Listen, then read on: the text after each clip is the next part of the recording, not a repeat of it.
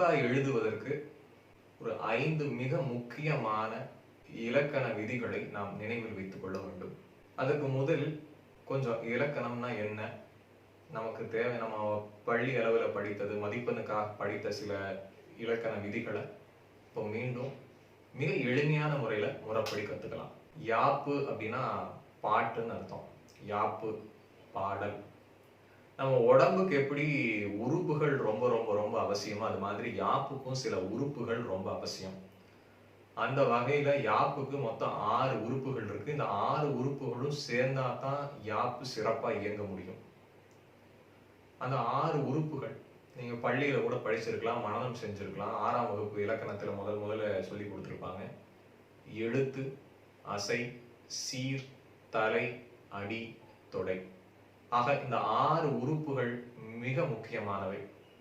இதுல தொடையை தவிர மீதி இருக்கக்கூடிய 5 உறுப்புகள் மிக முக்கியமாக வெண்பா இலக்கணத்தை நாம் கற்றுக்கொள்வதற்கு தேவையானவை ஆகும். இது ஒன்னொன்னு என்னன்னு பார்க்கலாம். முழுக்க நான் இலக்கணத்தை சொல்லித்தர விரும்பல, அதுக்கான நேரமும் இது இல்லை. நமக்கு வெண்பா எழுதுவதற்கு தேவையான இலக்கணங்களை மட்டும் நாம் இப்பொழுது பார்ப்போம். எழுத்து.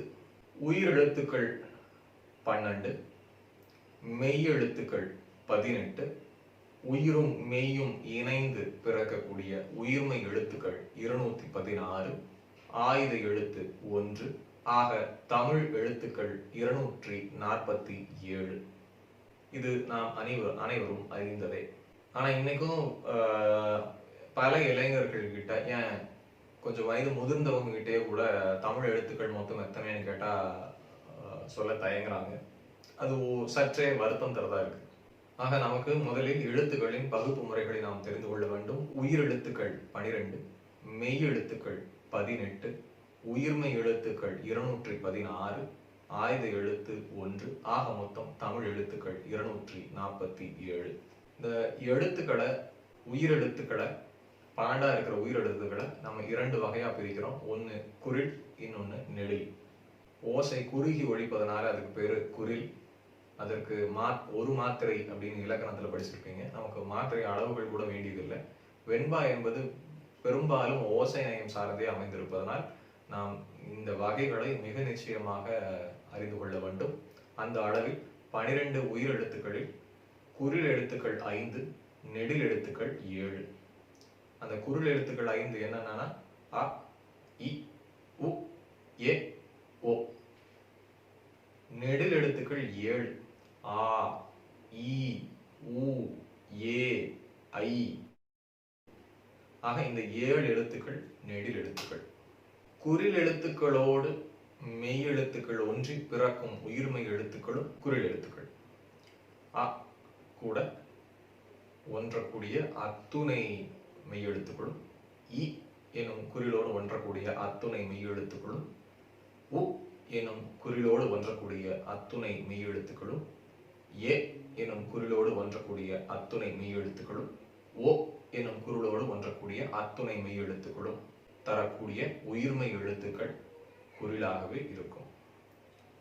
அதே போல 7 நெடில் எழுத்துக்களோடு ஒன்றக்கூடிய மெய் எழுத்துக்களினால் பிறக்கக்கூடிய உயிர்மை எழுத்துக்கள் நெடில் எழுத்துக்களாகவே அமையும். இந்த 7 நெடில் எழுத்துல ஐ அப்படிங்கிறதுக்கு ஐகார குறுக்கம் அப்படின்னு ஒரு விதி இருக்கு. அதாவது ஒரு சொல்லின் முதல் எழுத்தா ஐ வரும்போது அந்த ஐய நாம நெடில்னு எடுத்துக்கணும். முதல் எழுத்து தவிர இடையிலையோ இறுதியிலையோ ஐ வருமானால் அதனை நாம் குறிலாகவே கொள்ள வேண்டும். ஓசை குறுகி ஒலிக்கும், அதனால் இதனை ஐகார குறுக்கம் என்பர். இது ரொம்ப ரொம்ப ரொம்ப முக்கியமானது. ஐயப்பன், இதுல ஐ முதல்ல தொடங்கி இருக்கு. ஆக இந்த ஐங்கிறது நெடில். அவை, இதுல வை, ஐன்னு ஒலிக்கக்கூடிய ஓசை கொண்ட இவ் கூட்டல் ஐ, அதுதான் வை. அந்த வை இறுதியில வந்திருக்கிறதுனால ஓசை குறுகி குரில் மாதிரி ஒழிச்சிருக்குது. ஐகார குறுக்கம் அப்படிங்கிற விதிப்படி இது குறிலாக எடுத்துக்கொள்ளப்படும். கனையாழி, இந்த சொல்லுல 2ஆம் எழுத்தா இருக்கக்கூடிய நை இன்னும் ஐயும் புனைந்து நை எனும் உயிர்மை எழுத்து பிறந்திருக்கிறது. ஆக ஐகார குறுக்கம் விதிப்படி முதலில் தோன்றாமல் இடையிலோ கடையிலோ ஐ எனும் ஒளி பிறக்குமாயின் அது குறுகி குறிலாகவே ஒலிக்கும் அப்படிங்கிற விதியை மட்டும் நாம நினைவில் வச்சுக்கலாம். ஆக எழுத்து அப்படிங்கிறதுல உயிரெழுத்துக்கள்னா என்ன, மெய் எழுத்துக்கள்னா என்ன, உயிர்மை எழுத்துக்கள்னா என்னன்னு பார்த்தோம். ஆயுத எழுத்து மெய் எழுத்துக்கள் போலவே கருதப்படும். அதை நீங்க நினைவு வச்சுக்கலாம். அடிப்படையில் நமக்கு தெரிய வேண்டியது குறில் நெடில். நெடில்ல குறிப்பா ஐகார குறுக்கம்ங்கிற விதிப்படி முதல் எழுத்தா வந்தா மட்டும் ஐ நெடில், இடையிலையோ கடையிலையோ வந்தா ஐ குறிலாக ஒலிக்கும். அடுத்த உருவு அசை. ஆங்கிலத்துல ஒரு சொல்ல உடைக்கிறதுக்கு சிலபிஃபிகேஷன் அப்படின்னு சொல்லுவாங்க. Tomorrow, tomorrow. ஓசை அடிப்படையில் ஒரு சொல்லை நாம் உடைப்பதை ஆங்கிலத்தில் சிலபிஃபிகேஷன் என்போம். அந்த பகுப்புகளை சிலபி என்போம். Today, today. Yesterday, yesterday. ஆக எஸ்டர்டே என்பதை 3 சிலபிகள் கொண்டிருக்கிறது. டுடே, டுடே 2 சிலபிகளை கொண்டிருக்கிறது. டுமாரோ, டுமாரோ 3 சிலபிகளை கொண்டிருக்கிறது. ஆக இந்த முறையினை நாம் ஆங்கிலத்தில் சிலபிஃபிகேஷன் என்போம். அதன் பகுப்புகளை சிலபி என்போம். இதனையே ஒரு சொல்லை அதன் ஓசைக்கேற்ப உடைக்கும் முறையினை தமிழில் அலகிடுதல் என்போம். அப்படி உடைக்கப்பட்ட பகுப்புகளை அசை என்போம். இன்றைக்கு, இன்றைக்கு. அவனோடு, அவனோடு. இப்படி ஒரு சொல்லை உச்சரிக்கும் பொழுது அதன் ஓசைக்கேற்ப அந்த சொல்லை நாம் உடைக்கும் பொழுது அந்த உடைபடக்கூடிய பகுப்பை நாம் அசை என்கிறோம். ஆக அசை என்பது யாப்பிலக்கண உறுப்புகளிலே 2வது மிக முக்கியமான ஒன்று. இந்த அசை 2 வகைப்படும். ஒன்று நேரசை, இன்னொன்று நிறை அசை. நேரசை நிறையசை பற்றி நாம் தெரிந்து கொள்வதற்கு குறில் நெடில் பற்றிய புரிதல் நமக்கு அவசியம். இந்த வகுப்பை நீங்க தொடர்ந்து பின்பற்றிட்டு வந்தா மட்டும்தான் உங்களால எல்லா விதிகளையும் நினைவுல வச்சுக்க முடியும். ஏன்னா இது ஒன்றோடு ஒன்று தொடர்புடையவை. ஆக அசை அப்படின்னா மொத்தம் 2 வகைப்படும்னு பார்த்தோம். ஒன்னு நேரசை, இன்னொன்னு நிறையசை. நேரசைக்கும் நிறையசைக்கும் ஒரு விதி இருக்கு. தனி குறில், குறிலொற்று, தனி நெடில், நெடில் ஒற்று.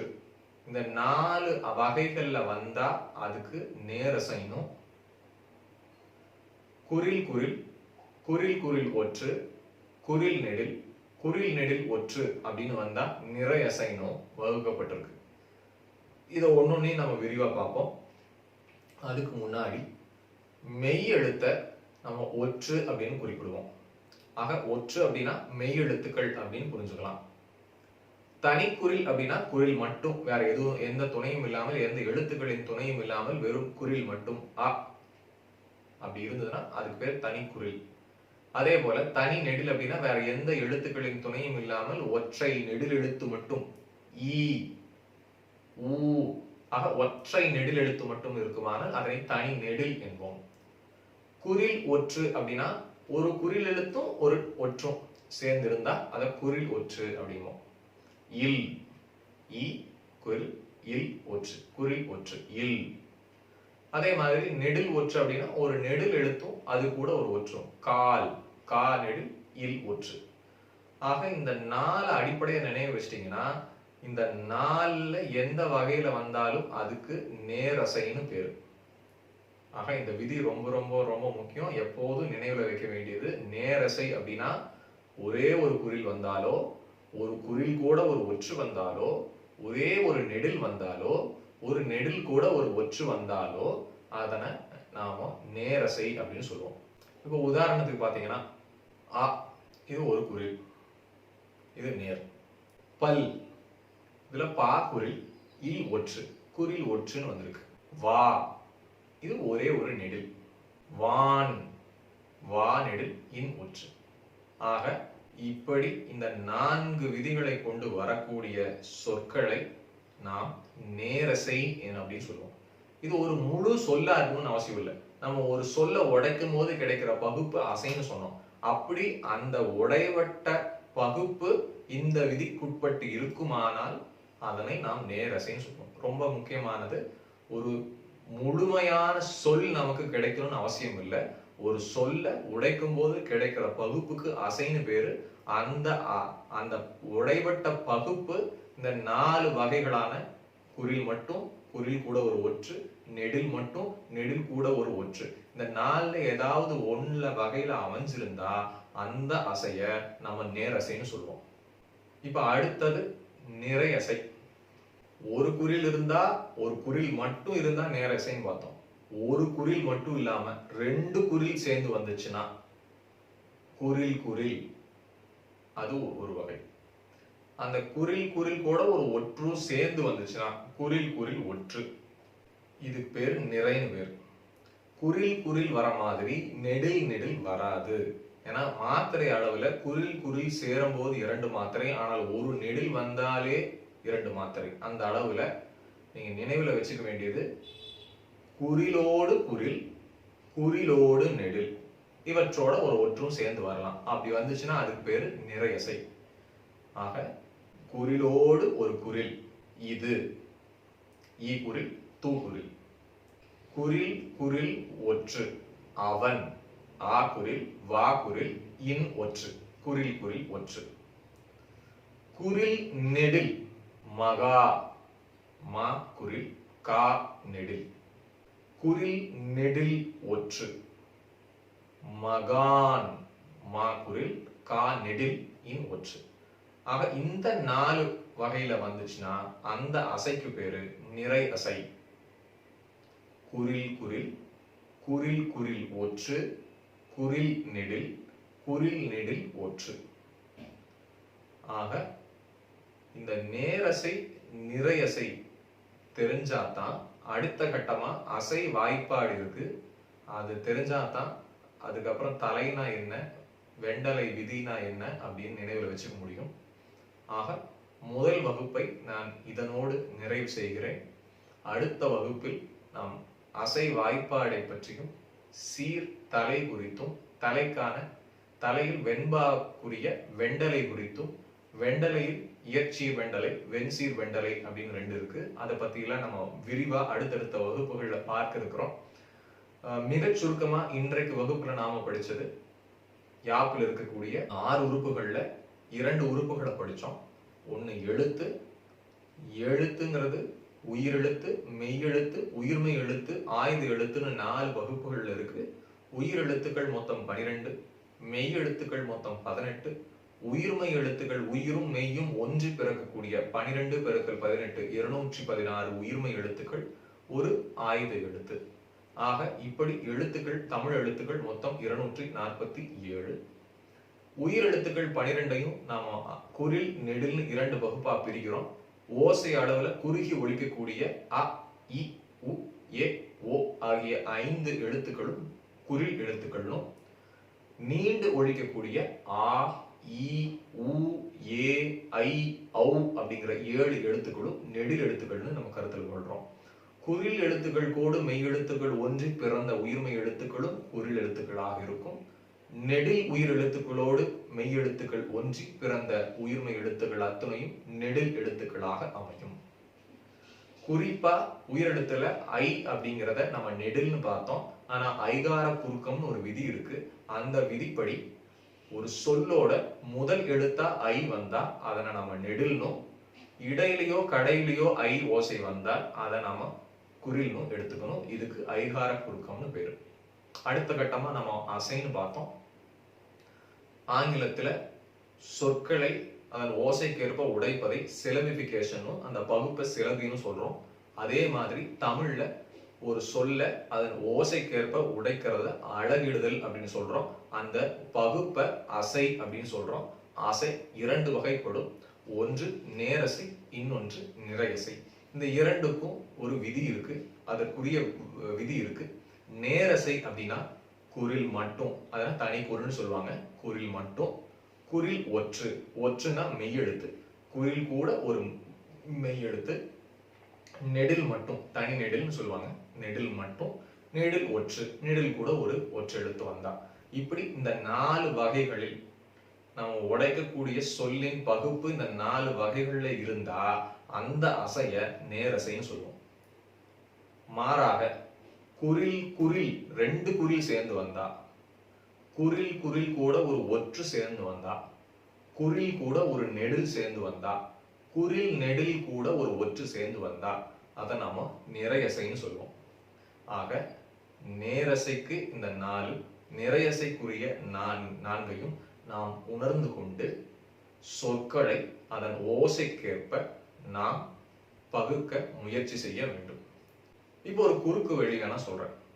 ஒரு சொல்ல நீங்க உடைக்கணும்னா ஒற்று, அதாவது மெய் எழுத்து தனிச்சு நிற்காது.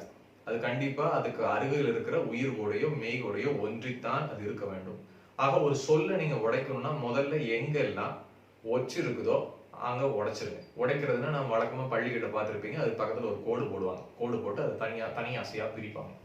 ஸோ அந்த அடிப்படையில எங்கெல்லாம் ஒற்று முதல்ல தென்படுதோ அங்க கோடு போட்டுறலாம். ஸோ பல்லக்கு, பல்லக்கு.